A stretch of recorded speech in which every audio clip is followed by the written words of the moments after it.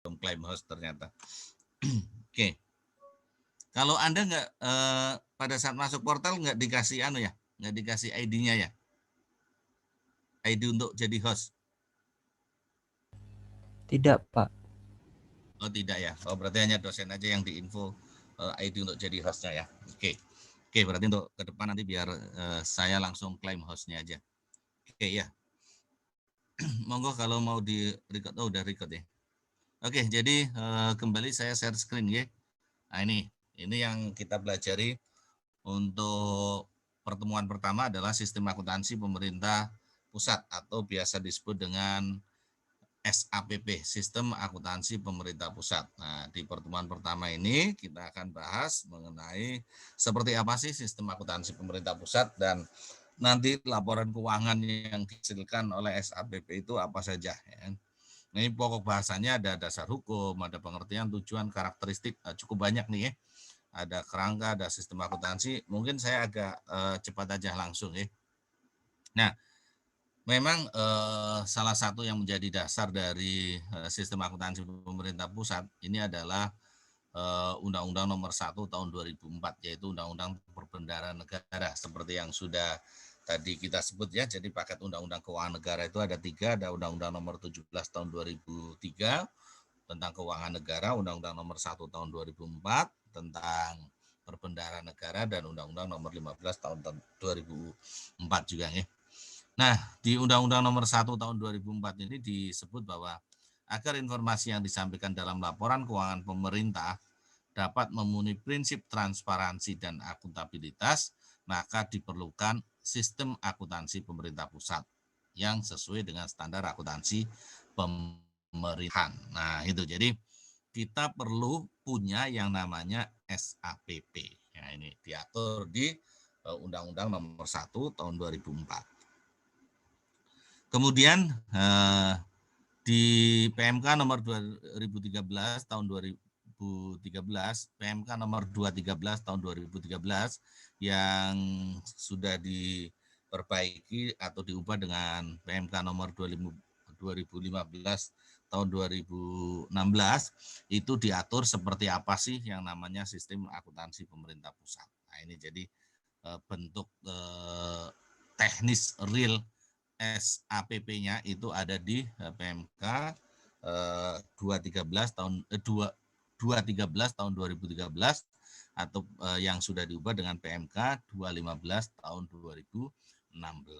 Nah, kemudian tadi sudah saya sebutkan sebetulnya sistem itu apa sih? Kalau kita bicara sistem yaitu rangkaian dari prosedur atau di sini disebut rangkaian sistematik dari prosedur penyelenggara, peralatan dan elemen lain. Jadi kalau kita bicara sistem, maka tidak hanya bicara prosedur, tapi juga bicara siapa yang akan melaksanakan atau penyelenggaranya. Jadi prosedurnya seperti apa, yang terlibat siapa saja, kemudian dokumen-dokumen peralatan yang digunakan apa saja, itulah yang diatur di dalam sistem ini. Kemudian outputnya atau elemen-elemen lain yang yang terpengaruh atau elemen-elemen lain yang apa namanya yang mengikuti dari sistem tersebut itu juga apa gitu. Jadi tidak bicara hanya prosedur saja ya, tetapi di SAPP itu diatur juga mengenai siapa yang melakukan, kemudian menggunakan apa dan lain sebagainya diatur di situ. Nah, SAPP ini pada dasarnya adalah disusun agar bisa terwujud fungsi akuntansi yang ada di pemerintah pusat. Nah, kemudian kalau kita lihat prosedurnya atau kita lihat prosesnya itu mulai dari pengumpulan data, jadi data transaksi itu dikumpulkan, dianalisis, dicatat, kemudian diikhtisarkan, kemudian setelah itu baru dilaporkan. Nah, jadi kalau kita lihat prosesnya ya siklus akuntansi. Nah, jadi mulai dari adanya transaksi, menghasilkan bukti transaksi, data-data, kemudian baru dicatat di dalam jurnal, kemudian dibuat yang namanya neraca saldo, diikhtisarkan dalam neraca saldo. Kemudian setelah itu, nah kita membuat laporan keuangan dengan asumsi saldo-saldonya sudah sesuai. Kalau saldonya belum sesuai ya kita buat dulu penyesuaian itu. Nah, tadi sudah disebutkan oleh siapa ya? Lupa saya ya, bahwa laporan keuangan pemerintah pusat itu yang dihasilkan itu ada 7 ya, yaitu ada LRA, ada LSAL, ini yang keluar dari sistem akuntansi anggaran, kemudian ada LO, LPE dan neraca, ini yang keluar dari akuntansi akrual, kemudian juga ada laporan arus kas yang bisa dihasilkan dari walaupun dari anggaran, dan ada catatan atas laporan keuangan. Nah ini jadi kalau kita lihat bahwa laporan keuangan yang dihasilkan dari SAPP ini ada 7. Ini di sini terus 1, 2, 3, 4, 5, 6. Satunya lagi adalah catatan atas laporan keuangan. Berarti tidak muncul tadi ya. Nah tujuan SAPP sendiri kalau kita lihat maka yang namanya sistem itu salah satunya adalah ingin menjaga agar aset-aset pemerintah ini ya tetap terpelihara, dipertahankan dengan baik. Artinya bahwa jangan sampai aset ini pergi kemana-mana gitu kan ya, artinya dipakai oleh orang lain, tidak sesuai dengan peruntukannya dan lain sebagainya. Jadi salah satu tujuan SAPP adalah menjaga aset pemerintah. Yang kedua adalah SAPP selain menjaga aset adalah tadi karena ini adalah sebuah sistem informasi maka berkeinginan untuk menyediakan informasi akuntansi yang akurat, yang tepat gitu ya. Nah, jadi ini salah satu tujuan dari sistem akuntansi pemerintah pusat adalah menyediakan informasi akuntansi yang akurat dan tepat ya. Tentang apa? Tentang anggaran dan kegiatan. Nah, karena akuntansi kita tidak sekedar akuntansi kegiatan saja, tapi juga ada akuntansi anggaran. Makanya kita punya ada akuntansi anggaran tercermin dalam cash basis dan akuntansi yang kegiatan tercermin di dalam accrual basis gitu ya. Kemudian menyediakan informasi yang dapat dipercaya tentang posisi keuangan suatu instansi dan pemerintah pusat secara keseluruhan. Berarti kita membuat yang namanya laporan keuangan baik instansi maupun pemerintah pusat yang konsolidasian. Menyediakan informasi keuangan yang berguna untuk pelaksanaan manajemen, artinya pelaksanaan fungsi manajemen mulai dari perencanaan, planning, organizing, executing, dan controlling gitu ya. Jadi POAK. Nah, kalau Anda belajar manajemen, fungsi manajemen itu mulai dari planning ya kan, perencanaan, pengolahan, dan pengendalian kegiatan pemerintah ya kan, agar dilaksanakan secara efektif dan efisien. Itu tujuan dari SAPP. Nah, beberapa hal yang menjadi ciri khas dari SAPP atau yang harus kita pahami bahwa SAPP kita itu karakteristiknya seperti apa sih? Nah, kalau basis akuntansinya saya yakin Anda semuanya sudah sangat paham karena ini sudah didengung-dengungkan dan sudah disebut-sebut berkali-kali. Nah, basis akuntansi kita adalah basisnya akrual. Nah, kemudian kemarin Anda waktu belajar SAPD, Sistem Akuntansi Pemerintah Daerah, kok ada akuntansi anggaran ya? Apakah kita sebetulnya akrual atau basis kas sih gitu kan? Karena anggarannya basis kas kan itu.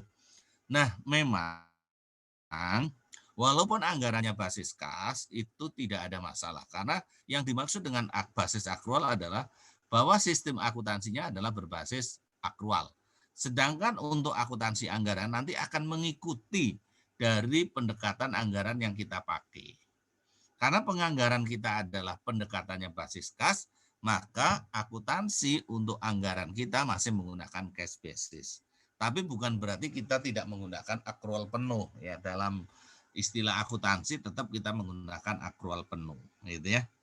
Kenapa? Karena yang berdasarkan cash basis itu adalah anggarannya dan kebetulan anggaran kita menggunakan basis kas. Emang ada negara-negara yang menggunakan anggarannya basis akrual? Ada. Contohnya New Zealand ya kan, negara tetangga kita. Tapi New Zealand kecil, nggak sebesar Indonesia kan, gitu kan. Itu adalah anggarannya basis kas. Itu adalah salah satu negara yang awal sebagai pionir ya penerapan anggaran berbasis kas. Kemudian yang harus kita pahami akuntansi kita adalah double entry, akuntansi berpasangan. Nah ini saya kira nggak perlu dijelaskan ya, karena Anda sudah tahu bahwa di komersil juga akuntansinya adalah akuntansi berpasangan. Bahwa kita mengenal ada sisi debit, ada sisi kredit, ada sisi kiri, sisi kanan. Di mana antara kiri dan kanan, antara debit dan kredit harus balance, harus imbang. Ya. Nah itu. Jadi sistem akuntansi kita adalah akuntansi berpasangan. Jadi nanti kalau ada membuat debit kredit itu harus imbang. Hanya saja, nah ini hanya saja ya. Untuk akuntansi anggaran karena pemerintah lebih menekankan pada kontrol dari anggaran tersebut, maka akuntansi anggaran di pemerintah kita menggunakan single entry. Sehingga pada saat mencatat anggaran bisa saja tidak balance antara debit dan kredit. Nah, ini yang berbeda dengan kemarin waktu kita belajar di apa? Di pemerintah daerah. Kalau di pemerintah daerah anggarannya pun masih double entry. Jadi debit kredit harus balance. Kalau misalnya kemarin ada anggaran pendapatan, Anda mencatat estimasi pendapatan. Estimasi pendapatannya di debit, kreditnya ada estimasi perubahan. Masih ingat enggak ya? Laif masih ingat? Seperti itu? Iya, Pak. Begitu. Iya, begitu juga kalau belanja gimana Laif? Kalau ada anggaran belanja? EPSAL pada estimasi apropriasi belanja, Pak. Iya. Kalau belanja juga kita akan menggunakan estimasi perubahan sal, EPSAL pada kreditnya adalah apropriasi atau allotment belanja gitu ya. Jadi di pemerintah daerah itu balance. Nah, tetapi di pemerintah pusat ini katanya untuk akuntansi anggaran dilaksanakan secara single entry, pembukuan tunggal. Jadi pembukuan tunggal itu hanya mencatat berapa estimasi pendapatannya dan berapa estimasi belanjanya. Tidak ada pasangannya, gitu ya. Ini di akuntansi anggaran yang sekarang ini di pemerintah pusat seperti itu. Tapi kalau Anda lihat buku-buku sebelumnya, akuntansi pemerintah pusat, buku-buku sebelumnya, apalagi kalau Anda melihat Saiba, itu tetap berpasangan. Jadi nanti di sana ada pasangan utang piutang ya kan. Tapi kalau sekarang ini dianggap akuntansi anggaran kita single ya sudah nggak apa-apa gitu ya. Karena ini ketentuan yang baru seperti itu. Kemudian bahwa di pemerintah kita itu mengenal istilah desentralisasi dalam pelaksanaan anggaran. Jadi nanti ada pembentukan unit-unit akuntansi dan unit pelaporan secara berjenjang. Jadi di dalam pelaksanaan anggarannya ada desentralisasi. Yang dimaksud kita punya satker, kemudian ya satker itu adalah sebagai unit-unit ya. Unit-unit yang di pemerintah ada satker yang menjadi unit akuntansi dan juga ada yang menjadi unit pelaporan. Jadi intinya nanti ada unit-unit kecil yang diberikan kewenangan untuk menyelenggarakan akuntansi dan dia juga belum tentu sebagai entitas pelaporan ya. Karena kemarin kita sudah melihat ada dua ya, ada entitas akuntansi dan entitas pelaporan. Entitas akuntansi itu apa ya? Hadian mungkin masih ingat bedanya entitas pelaporan? Iya, Pak. Ya, apa bedanya entitas akuntansi dan entitas pelaporan, Hadian?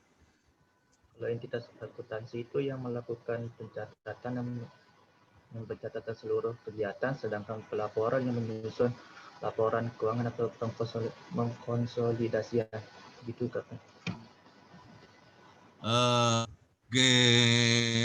Ada yang mau memperbaiki pendapat Hadian? Perbedaan antara entitas akuntansi dan entitas pelaporan. Ilham, gimana Ilham?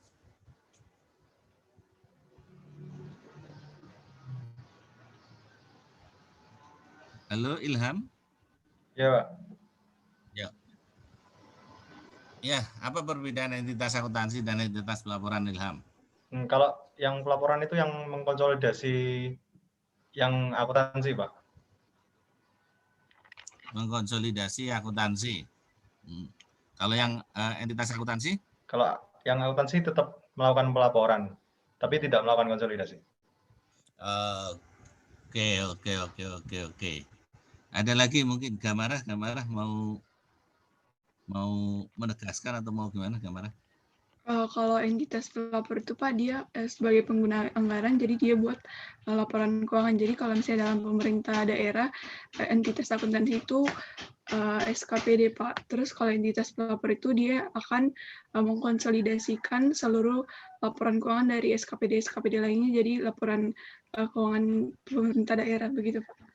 Oke. Ya, hampir ya, tapi mungkin lebih pasnya begini. Kalau entitas akuntansi adalah setiap satuan kerja atau unit yang memperoleh pendanaan gitu ya dari pemerintah pusat atau pemerintah daerah gitu ya. Nah, sehingga dia wajib menyelenggarakan akuntansi. Wajib menyelenggarakan akuntansi, melakukan pencatatan dan juga membuat laporan keuangan. Hanya saja laporan keuangannya tidak untuk dipublikasikan. Laporan keuangannya cukup nanti diserahkan kepada unit di atasnya. Jadi kalau kita bicara kantor pelayanan pajak, itu kan unit pemerintah ya.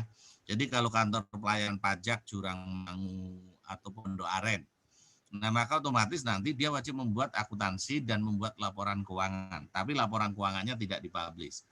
Cukup diserahkan kepada entitas yang di atasnya, berarti di kanwilnya, kanwil pajak. Yang nanti kanwil itu akan menggabungkan antara beberapa KPP yang ada di bawahnya menjadi laporan keuangan kanwil. Nah, kanwil nanti akan di-store ke laporan keuangan ke DJP. Jadi menjadi laporan keuangan akan di-store ke Direktorat Jenderal Pajak, nanti Direktorat Jenderal Pajak akan mengkonsolidasikan menjadi laporan keuangan Direktorat Jenderal Pajak. Nah, itu semuanya masih entitas akuntansi. Tadi kanwil juga walaupun dia menggabungkan itu entitas akuntansi. Nah, yang dimaksud dengan entitas pelaporan adalah yang dia punya kewajiban untuk membuat laporan keuangan dan laporan keuangannya itu dipublish. Nah, disampaikan kepada masyarakat, gitu ya. Nah, kalau di pemerintah daerah ya berarti yang entitas pelaporan PPKD itu tadi. SKPD adalah entitas akuntansi. Kalau di pemerintah pusat, maka yang menjadi entitas pelaporan adalah pertama jelas pemerintah pusatnya. Yang kedua kementerian dan lembaga. Kementerian lembaga dia wajib mempublish dan nanti diaudit juga oleh BPK itu. Opininya seperti apa gitu ya. Nah, itu jadi dia sebagai entitas pelaporan. Nah, intinya kalau entitas pelaporan dia wajib menyusun akuntansi dan juga wajib melaporkan. Jadi semua entitas pelaporan pasti entitas akuntansi, tapi belum tentu entitas akuntansi itu menjadi entitas pelaporan, gitu ya. Oke. Kemudian ini tadi ya, desentralisasi itu artinya itu tadi ada jenjangnya. Jadi ada jenjangnya nanti KPP membuat laporan keuangan, kemudian nanti laporan keuangannya akan dikonsolidasi di atasnya, itu seperti itu. Kemudian bagian akun standar. Nah, sebagai kelengkapan dari sistem akuntansi, karena sistem akuntansi ini adalah melakukan pencatatan dan lain sebagainya, salah satu tools yang digunakan untuk mencatat di dalam akuntansi kita harus punya akun. Nah, agar ini bisa dipahami dan bisa dilakukan konsolidasian antara satker satu dengan satker yang lain, maka akun-akun yang digunakan harus standar gitu ya. Sehingga pemerintah membuat yang namanya bagan akun standar. Tidak hanya sekedar nama, tetapi selain nama ada kode akun, karena akun biasanya dilengkapi dengan kode untuk mempermudah mengidentifikasi. Misalnya kode 1 itu adalah kas, 1.1.1 misalnya uang tunai, 1.1.2 gitu misalnya kas di bank itu misalnya. Gitu ya. Itu jadi ada kodifikasinya. Dan di bagian akun standar itu tidak sekedar kodifikasi dan akunnya, tetapi juga ada penjelasannya. Kas itu yang dimaksud dengan kas itu apa, untuk mencatat apa. Kemudian kalau misalnya investasi jangka pendek itu seperti apa itu ya. Nah, kemudian kita juga punya yang namanya standar akuntansi pemerintahan yang PP 71. Nah, kalau bicara standar maka di sana itu diatur mengenai kapan suatu item itu diakui. Misalnya aset, kapan aset diakui? aset diakui apabila masa manfaat ekonomi di masa mendatang. Nah, itu berarti ada di standar akuntansi pemerintahan. Nah, kemudian diakui dengan jumlah yang mana? Nah, itu namanya pengukuran. Sehingga kalau Anda bicara standar akuntansi, nanti akan bicara aset diukur pada, pada saat pertama kali dibeli diukur sebesar harga perolehan. Itu berarti bicara pengukuran. Aset yang dibeli, aset yang diperoleh tanpa diketahui harga belinya gitu misalnya, maka akan dicatat sebesar nilai pasar wajar. Nah, itu namanya pengukuran. Itu ada di mana? Diatur di standar akuntansi pemerintahan. Kemudian selain itu, selain pengukuran ada penyajian. Penyajian itu adalah bagaimana cara menyajikan aset, kewajiban maupun ekuitas di dalam laporan keuangan. Itu namanya penyajian. Oh, aset nanti diklasifikasikan sebagai aset lancar, investasi jangka panjang, aset tetap, itu misalnya piutang jangka panjang, kan seperti itu. Jadi itu kemudian nanti kalau aset lancar itu isinya ada kas dan lain sebagainya gitu misalnya. Nah, itu. Kemudian kalau aset tetap, cara penyajiannya gimana? Aset tetap itu nanti disajikan sebesar harga perolehan dikurangi dengan akumulasi gitu misalnya. Itu ada bagaimana cara menyajikan, itu diatur di SAP. Sehingga kalau Anda lihat SAP, di situ juga ada contoh format dari laporan keuangan. Dan pengungkapan transaksi berarti apa yang akan diungkapkan di dalam catatan atas laporan keuangan. Kalau penyajian ini berarti di halaman muka tadi ya, di 6 laporan keuangan. Kalau pengungkapan berarti adanya di catatan atas laporan keuangan, di CALK. Nah, misalnya kalau kita bicara aset dalam bentuk kas, maka kas terdiri dari, nah itu adanya di mana? Di CALK. Nah, itu. Aset tetap, bla bla bla bla, berapa yang diperoleh, berapa yang dijual, itu semuanya ada di CALK. Itu namanya pengungkapan. Kemudian ruang lingkup dari SAPP, karena ini adalah akuntansi pemerintah pusat, maka semua organisasi yang ada di pemerintah pusat gitu ya. Unit akuntansi dan pelaporan keuangan pada pemerintah daerah dalam rangka pelaksanaan dekonsentrasi. Nah, ini yang perlu kita pahami bahwa pemerintah pusat itu ternyata selain menggunakan anggarannya untuk semua unit di pemerintah pusat, maka pemerintah pusat juga minta tolong pemerintah daerah untuk melakukan tugas pemerintah pusat yang dilakukan di daerah. Misalnya nih contohnya, pemerintah pusat mau membangun jembatan di Semarang, gitu ya. Maka bisa saja pemerintah pusat minta tolong pemerintah daerah untuk membangun di sana dan uangnya dari pemerintah pusat. Nah, uang yang dari pemerintah pusat yang dilaksanakan oleh pemerintah daerah ini disebut dengan dana dekonsentrasi atau tugas perbantuan. Nah, jadi yang menyelenggarakan pemerintah daerah tapi sumbernya APBN. Kalau yang membangun jalan itu pemerintah daerah, maka ini bukan dana dekon namanya. Dana dekon itu adalah unit pemerintah daerah yang diberi tugas oleh pemerintah pusat untuk melaksanakan kegiatan, ya, tapi dananya berasal dari pemerintah pusat, gitu ya, dari APBN. Bisa dipahami di sini. Jadi nanti pemerintah daerah atau unit tertentu, misalnya katakanlah tadi ya, Semarang, Provinsi Semarang itu dikasih dana dekon untuk bangun jembatan. Nah, kemudian misalnya yang melaksanakan adalah PU-nya Semarang, maka PU Semarang itu nanti melaporkannya ke pemerintah pusat. Nah, itu sebagai unit akuntansi di pemerintah pusat, gitu ya. Walaupun dia sebetulnya PU pemerintah daerah, gitu ya. Tapi pada saat dia memperoleh dana dekon, maka dia wajib melaporkan ke sana, sehingga itu dilaporkan oleh pemerintah pusat. Maka ruang lingkup pemerintah pusat, selain pemerintah pusat, maka ada dana dekon. Kemudian unit akuntansi dan pelaporan keuangan pada pelaksanaan anggaran bendahara umum negara. Unit akuntansi dan pelaporan keuangan pada pelaksanaan bendahara umum negara, BUN. BUN itu tugasnya adalah ya sebagai bendahara itu menerima uang, mencatat, kemudian menyalurkan itu kan ya. Nah, di dalam pelaksanaan bisa saja BUN nanti misalnya ada kuasa BUN, itu ada KPPN dan lain sebagainya gitu ya. Kemudian juga mungkin saja BUN itu memberikan kewenangan tertentu kepada instansi tertentu. Misalnya untuk penerimaan pajak itu misalnya menugaskan badan tertentu untuk melakukan pungutan, maka otomatis itu juga akuntansinya masuk ke dalam ruang lingkup SKPP. Nah, unit atau entitas yang dikecualikan dari SAPP adalah pemerintah daerah yang sumbernya dari APBD. Kalau pemerintah daerah sumbernya dari APBD, maka otomatis dia tidak masuk ke laporan keuangan pemerintah pusat. Jadi laporan keuangan pemerintah daerah itu berdiri sendiri, laporan keuangan pemerintah pusat berdiri sendiri. Bukan berarti laporan keuangan pemerintah pusat itu adalah laporan pemerintah pusat ditambah dengan sekian banyak provinsi, bukan. Ya. Jadi laporan keuangan pemerintah pusat ya dari presiden dan menteri-menterinya beserta dengan TP, tugas perbantuan gitu ya. Tapi kalau pemerintah daerah yang bersumber dari APBD, maka dia tidak dikonsolidasikan. Yang kedua BUMN, ini adalah kekayaan negara yang dipisahkan. Ini juga tidak.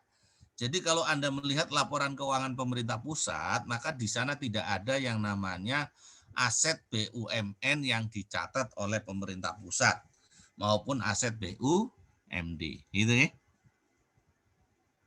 Paham? Nah, sorry. Oke.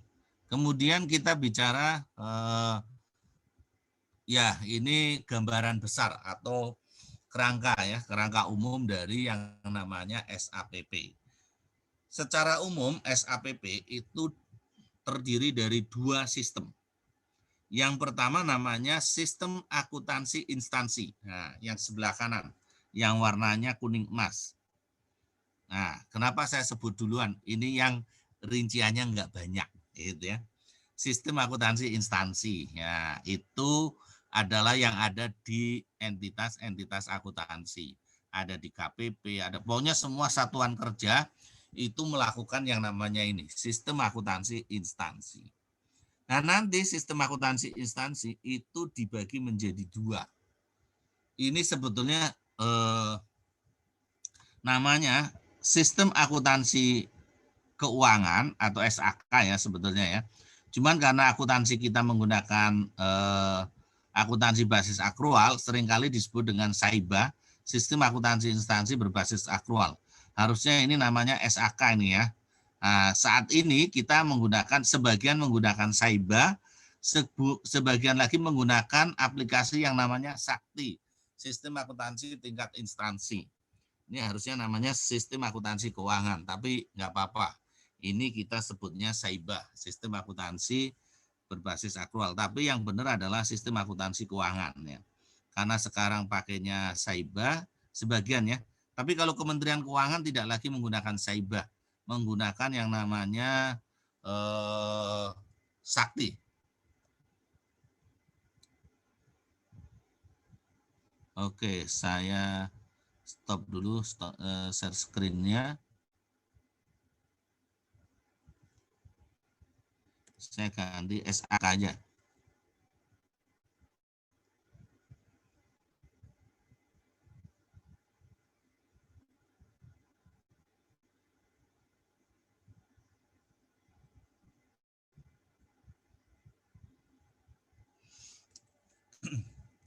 Nah, sistem akuntansi keuangan dan sistem informasi dan manajemen barang milik negara atau SIMAK ya, SIMAK BUMN. Nah, jadi sistem kalau yang ini, yang SAK ini adalah terkait dengan keuangannya, tetapi yang SIMAK ini pada saat transaksi ini ada yang menghasilkan aset-aset, ada persediaan, ada tanah, peralatan, dan lain sebagainya, aset tetap, maka nanti akan dicatat di SIMAK namanya ya. Jadi kita punya dua sistem.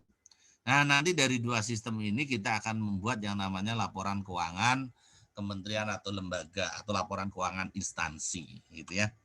Nyebutnya LKKL kalau kementerian atau lembaga. Yang kedua, kita punya yang namanya Sistem Akuntansi Bendahara Umum Negara atau SABUN. Sistem Akuntansi Bendahara Umum Negara atau SABUN.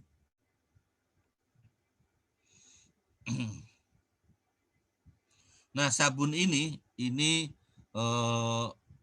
terdiri dari sekian banyak ini ya. Ada SIAP. Nah, jadi ini Sistem Informasi Akuntansi Pusat ya. Jadi akuntansi pemerintah pusat, ada SAUP, ini utang, kemudian ada Sikubah, ini hibah, ada investasi, ada macam-macam nih ya. Jadi kalau kita lihat ini memang banyak banget. Intinya ini yang dilakukan oleh BUN, oleh kementerian. Jadi mulai dari secara umum ya kan, kemudian ada hibah, ada investasi, ada transfer daerah, ada macam-macam lah. Ini semuanya ya. Nah ini nanti ini dari sistem ini akan menghasilkan namanya LKBUN. Nah nanti LKBUN dan LKKL nanti akan dikonsolidasikan menjadi yang namanya laporan keuangan pemerintah pusat, gitu ya. Siapa yang mengkonsolidasikan? Kementerian Keuangan. Siapa yang menjadi BUN? Kementerian Keuangan. Nah kalau kemarin di sini PPKD nih ya. Nah itu. Jadi kira-kira seperti itu. Oke.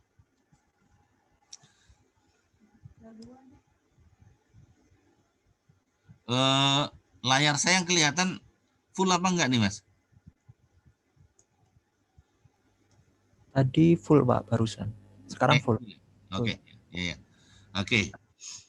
Nah, ini sistem akuntansi instansi atau di kementerian lembaga. Kira-kira kalau digambarkan secara garis besar kira-kira seperti ini.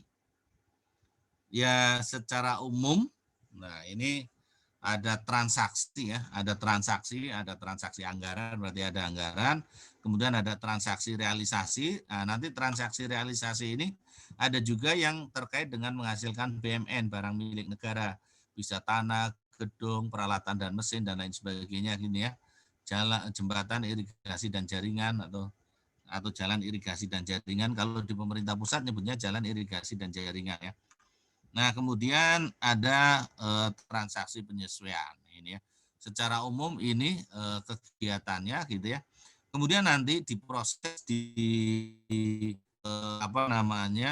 sistem akuntansinya. Nah, ini nanti instansi ini akan hasilkan laporan keuangan instansi, kemudian BUN akan menghasilkan laporan keuangan BUN ya kan. Jadi ini adalah sistem akuntansi pemerintah pusatnya, itu terdiri dari SI dan SA BUN gitu ya. Nah, dua laporan keuangan ini nanti ya kan akan digabungkan menjadi laporan keuangan pemerintah pusat. Nah, jadi akan menjadi laporan keuangan pemerintah pusat, gitu ya.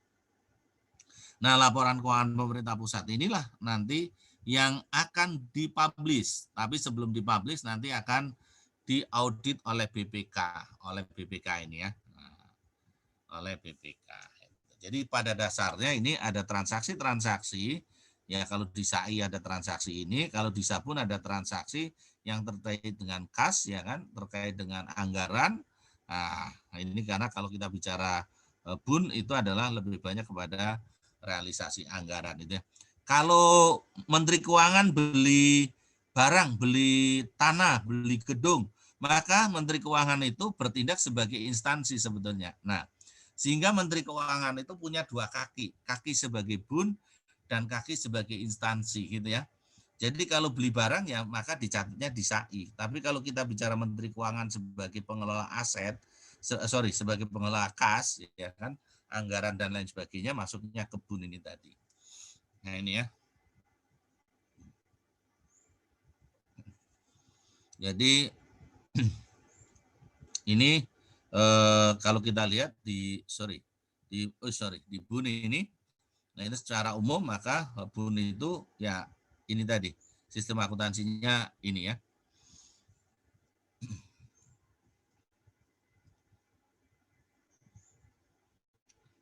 Sebentar.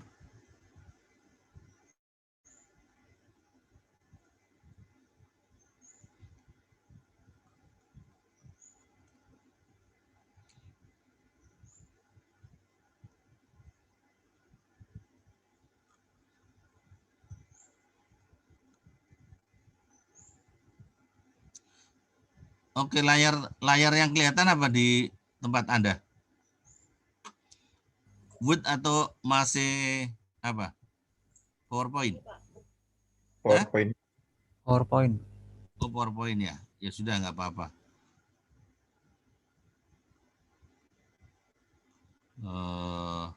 Sebentar, saya cari. Oh, nggak ketemu nih. Ah, ini nih ya. Mana. Ini.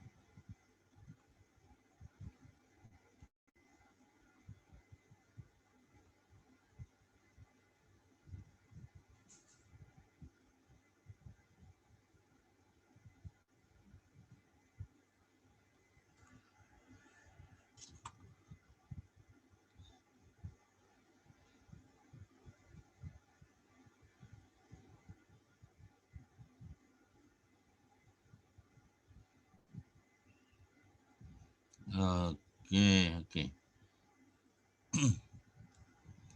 Oke, jadi tadi kalau kita bicara sistem akuntansi yang banyak-banyak itu tadi, itu semuanya dilakukan oleh Kementerian Keuangan gitu ya. Nah, kalau yang akuntansi pusat itu yang menyelenggarakan siapa? Nah, secara umum bahwa yang menyelenggarakan sistem akuntansi pusat itu adalah Direktorat Jenderal Perbendaharaan. Di Direktorat Jenderal Perbendaharaan itu nanti ada yang namanya Direktorat Akuntansi dan Pelaporan. Nah, itu yang sebetulnya menyelenggarakan akuntansi untuk pemerintah pusat, termasuk dia yang menggabungkan. Nah, kemudian kalau untuk yang pinjaman, penerusan pinjaman, itu nanti akan dilakukan oleh Direktorat Jenderal Perbendaharaan, tapi di Direktorat Sistem Manajemen Investasi atau Direktorat SMI. Mungkin kalau Anda pernah mendengar gitu ya. Kemudian kalau yang investasi pemerintah, SAIP, ya, jadi yang sistem akuntansi investasi pemerintah, itu nanti akan dilaksanakan oleh DJKN, Direktorat Jenderal Kekayaan Negara. Jadi di Kementerian Keuangan itu kan Direktorat Jenderalnya banyak ya. Mungkin Anda yang selama ini yang sering dengar adalah Direktorat Jenderal Pajak dan Bea Cukai. Emang itu yang paling besar, tapi sebetulnya di sana banyak Direktorat Jenderal yang lain. Kemudian kalau yang ngurusin utang tadi ya, ngurusin utang itu ada DJPPR, Direktorat Jenderal Pengelolaan Pembiayaan dan Risiko. Kemudian yang hibah juga di DJPR. Jadi si Kuba itu nanti yang menjalankan itu adalah Direktorat Jenderal. Ya. Sepertinya freeze Pak itu PowerPoint-nya, masih di slide 11. Oh gitu ya. Sebentar. Oh ya. Oke, di sini ya. Oke. Ya, ini si Kuba tadi Saib itu. Oke. Kelihatannya full atau enggak? Tidak Pak, tidak full. Oh tidak ya. Oke. Nah ini ya. Nah ini. Oke, sekarang kita lihat. Sorry, saya besarin aja dulu. Tadi masih freeze ya. Oke ini. Jadi nanti ini ya. Sekarang udah ya? Udah Pak. Oke. Nah ini jadi yang tadi sudah sampai mana tuh? Yang investasi itu DJKN. Kemudian kalau utang, penerusan pinjaman, ini mesti utang hibah itu DJPPR, ya kan? DJPPR mana nih? Oh ini. Nah ini, yang ini ya. Hibah ini dilakukan oleh DJPPR. Utang juga dilakukan oleh DJPPR. Kemudian yang investasi oleh DJKN, kemudian penerusan pinjaman perben, kemudian untuk transfer daerah ini yang melakukan ada Direktorat Jenderal Perimbangan Keuangan. Kemudian untuk subsidi ini yang mengadministrasikan adalah Direktorat Jenderal Anggaran. Kemudian untuk belanja lain-lain ini juga Direktorat Jenderal Anggaran. Misalnya untuk dana penanggulangan bencana dan lain-lain sebagainya ada di sini. Transaksi khusus, nah ini transaksi khusus, ini gabungan ini ada DJPB, DJA dan lain sebagainya.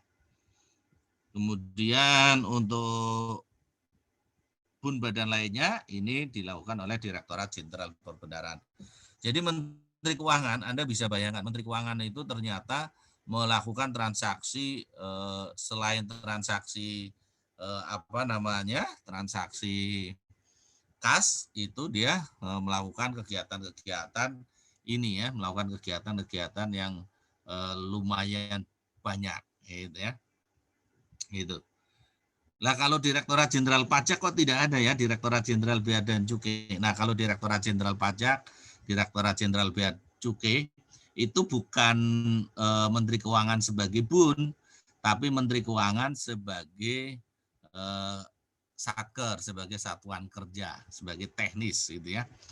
Jadi pajak itu nanti Menteri Keuangan sebagai teknis gitu. Jadi penerimaan maupun bea cukai gitu ya.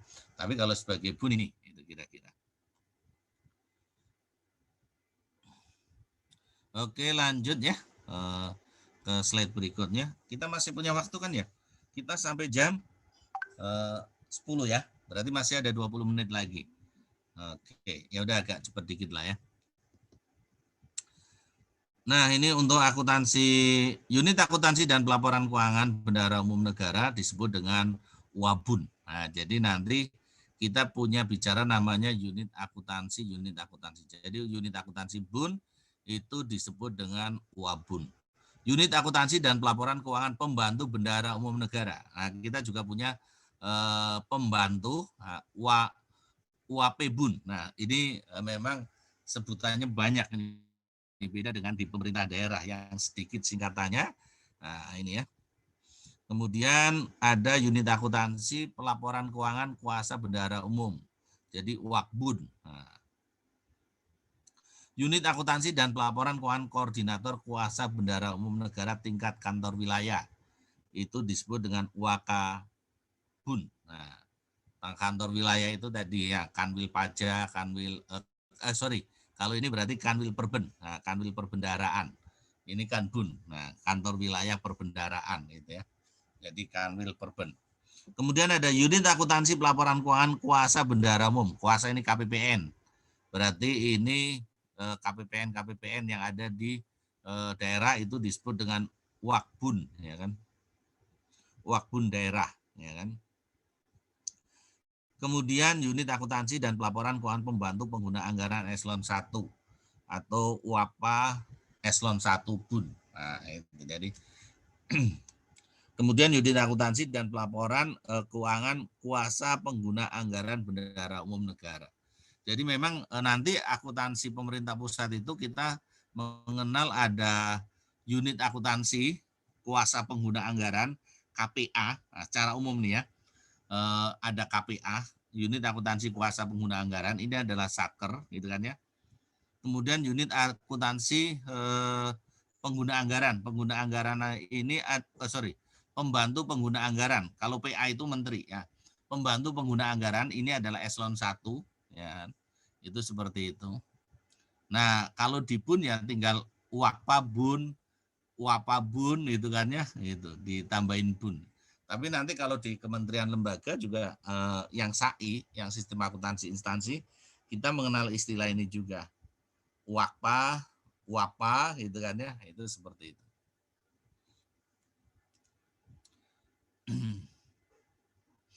Nah, ini pelaporan yang dibuat di BUN. Ini emang paling ribet di BUN. Kalau SAI sebetulnya gampang lah. Ini ada WAKBUN daerah, itu ada KPPN ya tadi saya sebut. Jadi unit akuntansi kuasa BUN itu adalah KPPN ya, atau di daerah itu adalah KPPN. Kalau Kanwil, tingkat Kanwil berarti Kanwil DJPB ya kan. Kalau WAKBUN pusat berarti Direktorat Jenderal Pengelola Keuangan, ini yang di DJPB ya kan. Nah, ini juga WAKBUN AP juga ada di DJPB ya kan, di pusatnya di direktorat. Kalau direktorat itu sebetulnya itu adanya di kantor pusat direktorat. Kalau Kanwil itu di daerah-daerah. Jadi kalau KPPN ini kantor ini di daerah bisa dikatakan masing-masing kabupaten kota itu ada KPPN ya. Kemudian Kanwil DJPB itu bisa dikatakan hampir semua provinsi itu ada Kanwil gitu ya. Jadi nanti Kanwil itu membawai beberapa KPPN itu kira-kira seperti itu. Tapi tugasnya dia sebagai BUN. Nah, sehingga nanti kalau kita satker biasa mau mencairkan uang atau katakanlah belanja kemudian mengirim SP2D maka tidak ke Direktorat Jenderal Perbendaharaan, cukup ke KPPN. Jadi pencairan uangnya lewat KPPN. Kalau di pemerintah daerah kan semuanya kemarin lewat PPKD gitu ya. Kalau kita ada kuasanya, ada kuasa bunnya. Kuasa bunnya siapa? Yaitu KPPN gitu ya.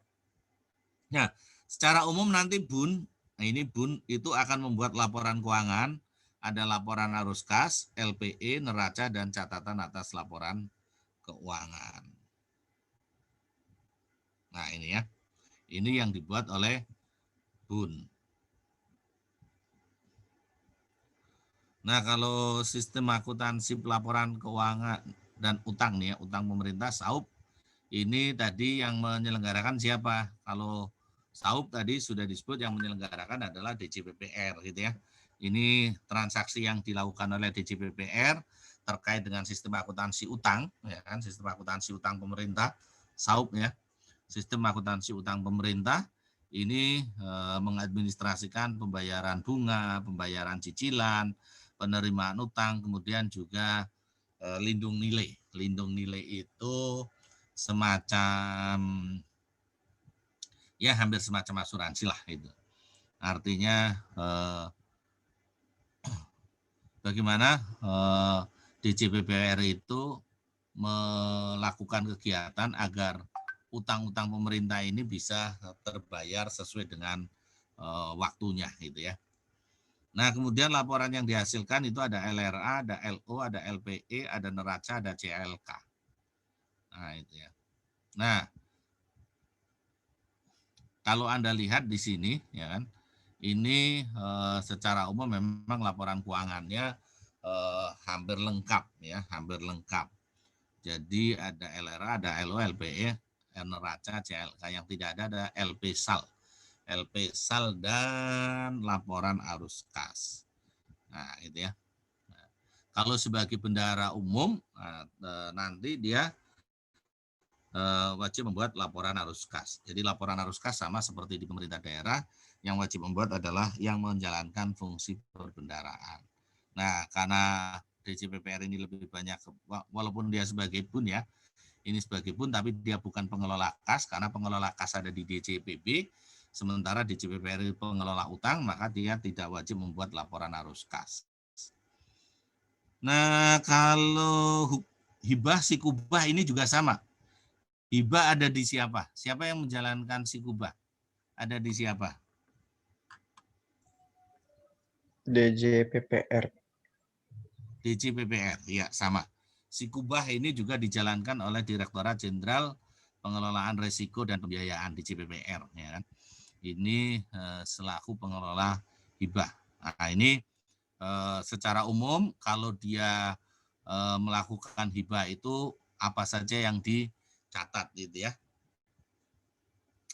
Di sana ada Direktorat Evaluasi Akuntansi dan Settlement. Nah, kemudian juga ada kalau hibah ke daerah, maka juga akan berhubungan dengan DJPK, Direktorat Jenderal Perimbangan Keuangan, karena ini terkait dengan transfer ke daerah. Kalau transfer ke daerah yang ngurusin DJPK.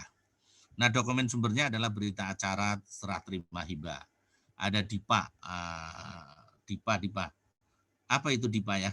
Niken tahu apa DIPA, Niken? Dokumen anggaran, Pak. Dokumen anggaran. Panjangannya apa, Niken? Pernah dengar nggak sebelumnya? Pernah, tapi agak lupa, Pak. Oh, pernah agak lupa. Tapi dokumen anggaran, ya betul. Jadi intinya dokumen anggaran. Dokumen isian pelaksanaan anggaran ya. Jadi kalau di pemerintah daerah kita nyebutnya DPA, dokumen pelaksanaan anggaran. kalau di pemerintah pusat kita nyebutnya DIPA, gitu ya. Jadi itu yang harus kita pahami. Ada perbedaan istilah, tapi prinsipnya sama. Ada DIPA dan revisinya, DIPA pengesahan, NOD. Kemudian ada hibah, itu biasanya itu disahkan. Jadi ada surat permintaan pengesahan untuk hibah, gitu ya, dan surat pengesahan hibahnya. Jadi kalau hibah itu ada permintaan perintah pengesahannya atau perintah pengesahannya dulu, baru keluar pengesahannya. Kayak SPM sama SP2D lah, gitu ya. Di sini nyebutnya SP2HU dan SPHU, ya kan. Surat perintah pengesahan hibah uang itu untuk yang uang, nanti untuk barang juga ada ya. Nah, kemudian yang surat perintah pengesahan hibah barang itu juga kita nyebutnya SP2 hibah barang dan jasa. Jadi SP2 HBJS. Nah, itu pokoknya singkatannya banyak lah kalau di di pengelolaan keuangan pemerintah pusat, gitu ya. Nah, kemudian baru nanti surat perintah pengesahan atau surat pengesahan hibah, ya kan. Surat pengesahan hibah itu jadi dari surat perintah pengesahan akan menjadi surat pengesahan hibah atau SPHBJS. Nah, yang tadinya P-nya 2 menjadi 1. Nah, kemudian untuk seandainya ada pengembalian pendapatan hibah, ini juga harus dilalui juga surat perintah pengesahan pengembalian pendapatan hibah, dan juga setelah itu baru ada pengembalian hibah.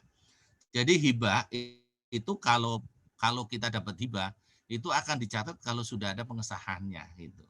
Sehingga pertama akan perintah pengesahan, baru setelah itu baru pengesahannya. Nah, kemudian juga nanti ada berita acara serah terima barangnya.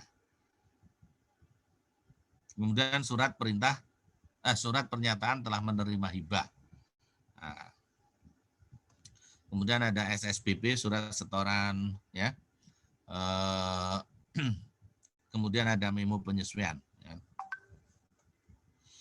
Nah, kemudian komponen laporan keuangannya ada LRA, ada LOLPI, neraca, dan ini, ya.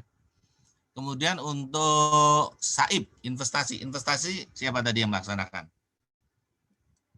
Kalau sudah terkait dengan aset investasi itu DJKN, Direktorat Jenderal Kekayaan Negara. Nah, jadi DJKN, ya. Nah, di sini ya kalau sumber utamanya tetap ya ada DIPA ya dan revisinya. Kemudian nanti ada SPP, SPM, SSBP, ya kan. Kemudian ada ya dokumen-dokumen lain ya untuk kalau kita bicara investasinya berarti ada pengeluaran ya otomatis ada SP2D juga mestinya ini ya. Gitu ya. Jadi dokumen pilihan contoh SPP, SPM, SSBP, SP2D gitu ya. Nah, kemudian memo penyesuaian dokumen lain yang dipersamakan ya. Ini untuk investasi pemerintah. Nah, laporan keuangannya secara umum sama ya, secara umum sama ada 5 laporan keuangan kecuali laporan arus kas dan LPSAL gitu ya. Kemudian untuk penerusan pinjaman SAPP, nah ini DJPB ya yang melakukan, ini DJPB di Direktorat SMI ya. Nah, ini DJPB. Nanti mungkin dilihat aja, saya kira. Kemudian untuk transfer ke daerah DJPK gitu ya. Kemudian untuk subsidi, nah, untuk subsidi ini dilakukan oleh DJPB dan juga DCA ini ya, subsidi belanja dan ini. Kemudian laporan belanja lainnya SABL. Nah, SABL ini ya DJPB dan DCA juga ya. Kemudian transaksi khusus ini DJPB. Ya.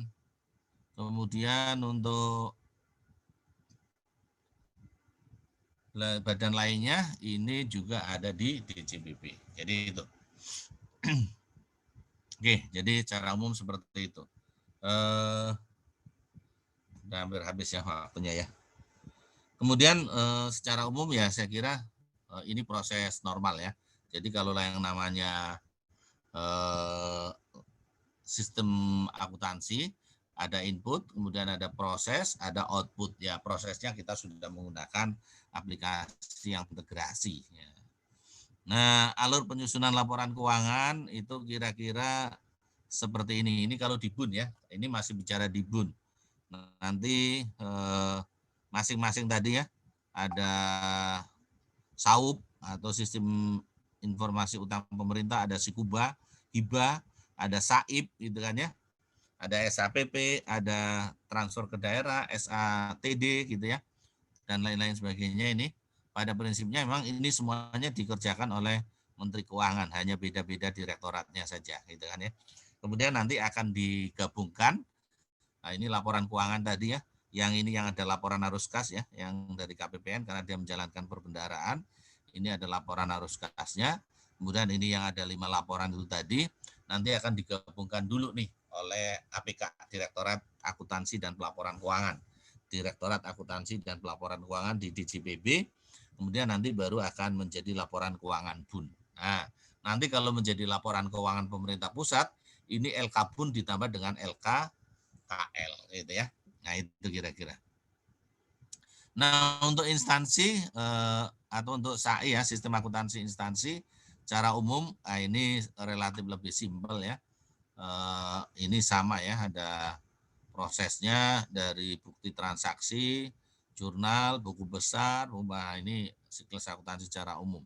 Input, proses, output sama aja ya kan, inputnya dokumen, prosesnya kita menggunakan sistem akuntansi aplikasi, outputnya ini yang penting outputnya. Jadi hanya 5 ya yang dibuat oleh oleh SAI itu hanya 5. Tidak wajib membuat yang namanya laporan arus kas. Laporan arus kas itu yang wajib membuat adalah mereka yang punya tugas perbendaharaan. Nah, baru kalau instansi hanya 5 ini. Kalau dia jadi BUN bertambah dengan arus kas ini. Tapi boleh enggak ini Satker membuat laporan arus kas? Tidak ada larangan. Jadi monggo saja gitu ya. Jadi kalau mau membuat laporan arus kas boleh, tapi tidak wajib, itu aja. Oke. Nah, kalau tadi ya kan, kalau tadi kita menyebutnya di BUN itu ada UAKPA BUN, maka kalau di SAI kita nyebutnya ya UAKPA saja, unit akuntansi kuasa pengguna anggaran, gitu kan. Kemudian untuk yang PA, ini berarti untuk yang PA itu pengguna anggaran, ini adalah menteri, kemudian ada eselon 1, kemudian ada wilayah ini Kanwil, UAPAW itu adalah Kanwil. Nah, jadi memang dari unit-unit ya, jadi kuasa anggaran nanti akan masuk ke Kanwil, Kanwil akan masuk ke unit eselon 1, unit eselon 1 nanti akan masuk ke menteri. Unit eselon 1 itu dirjen-dirjen itu tadi ya. Oke. Kira-kira seperti itu. Jadi nanti kalau KPP berarti lari ke Kanwil pajak dulu, Kanwil pajak nanti akan lari ke Direktorat Jenderal Pajak, Direktorat Jenderal Pajak baru nanti lari ke Kementerian Keuangan. Begitu juga dengan instansi-instansi yang lain, gitu misalnya Kementerian Kementerian Agama gitu ya. Misalnya ada kantor-kantor, itu berarti sebagai UAKPA, kemudian baru setelah itu masuk ke Kanwil Agama, kemudian setelah Kanwil baru masuk ke Departemen Agama, baru masuk ke PA. PA itu Menteri Keuangan. PA itu Menteri, sorry. Jadi kalau PA Menteri berarti dia sebagai pengguna anggaran, yaitu PA. Yang lainnya KPA ya, kuasa pengguna anggaran. Oke. Nah, nanti di instansi itu selain sebagai PA, dia juga akan sebagai pengguna barang. Jadi makanya di sini yang PA ini yang kita sering nyebutnya adalah nanti akuntansinya akuntansi keuangan, yang ini akuntansinya SIMAK, pengguna barang. Jadi barangnya. Jadi di sini ya. Jadi nanti kalau di instansi pemerintah ada kepala kantor, misalnya kepala KPP gitu ya. Nanti ada bagian yang ngurusin barang, itu biasanya Kasubag TU dan lain sebagainya. Nah, ada bagian yang ngurusin duit, itu namanya Kasubag Keuangan biasanya, Subag Keuangan gitu ya. Ini Kasubag Keuangan biasanya seperti itu. Tuh. Jadi nanti dari keuangan muncul laporan keuangan, nah ini laporan barang, nanti digabungkan menjadi satu ya, dikonsolidasi. Oke, jadi unit akuntansi pelaporan keuangan atau apa bla bla bla ini ya. Nah ini kalau ini adalah yang barang, jadi ada di SAI itu menjalankan dua tadi ya, ada SAK dan SIMAK BMN. Yang kuasa pengguna anggaran berarti dia menjalankan ini yang keuangan, kemudian yang kuasa pengguna barang menjalankan SIMAK gitu ya. Ini kira-kira seperti ini. Ini sama sebetulnya. Hanya bedanya ini PA ini pengguna anggaran, PP pengguna barang gitu ya. Nah, ini pembantu pengguna anggaran, pembantu pengguna barang. Ini pembantu pengguna anggaran tingkat wilayah, kemudian ini kuasa pengguna anggaran, itu aja. Jadi namanya seperti itu. Singkatannya ya. Nah, kemudian karena ini sumbernya ada tadi ya, ada sumber dari keuangan dan ada sumber barang, maka biasanya kita melakukan rekonsiliasi biar antara SIMAK dan SAK itu matching, itu kira-kira. Oke, dan ini masih ada beberapa slide lagi, tapi waktunya kayaknya sudah habis. Jadi nanti minta tolong dipelajari lagi ya, dipelajari sendiri. Nah, termasuk juga nanti kita akan belajar mengenai laporan keuangan dan audit. Nah, audit laporan keuangan. Jadi laporan keuangan pemerintah itu nanti akan diaudit. Diaudit oleh siapa? Oleh BPK dan akan diberikan opini. Nah, itu kira-kira. Nah, ini opini yang sudah terjadi ya. Nah, saat ini bisa dikatakan bahwa sebagian besar sudah opininya sudah cukup bagus, yaitu sudah WTP, wajar tanpa ini kalau ini BUN, ini untuk BUN ya, untuk BUN. Tapi kalau tadi yang keseluruhan ini nih, ya, yang KL ini secara keseluruhan Anda lihat nih, sekarang yang sudah WTP itu sudah 84 kementerian lembaga atau 96%. Jadi sudah sangat bagus gitu ya. Nah, untuk tugas saya pingin nanti tugas akan saya tulis di GCR, tetapi sebagai apa namanya, sebagai ancang-ancang saja bahwa nanti saya harapkan teman-teman bisa mencari salah satu laporan keuangan kementerian. Nah, laporan kementerian tahun 2019 atau tahun 2020. Ya, terserah. Salah satu, jangan yang lama. Nah, 2019 atau tahun 2020. 2020 mungkin ada yang sudah keluar, mungkin belum. Jadi silakan cari salah satu laporan keuangan kementerian tugasnya, kemudian nanti dibaca, kemudian ditulis masalah-masalah yang dihadapi oleh kementerian atau lembaga yang menjadi temuan dari BPK ini. Nah, kalau temuan BPK berarti kemungkinan yang sudah diaudit itu adalah tahun 2019 gitu ya. Apa saja sih yang selama ini menjadi temuan BPK terhadap laporan keuangan yang harus diperbaiki. Nah, itu mungkin tugasnya itu aja. Berhubung waktunya sudah selesai, terima kasih banyak untuk sesi yang pertama ini.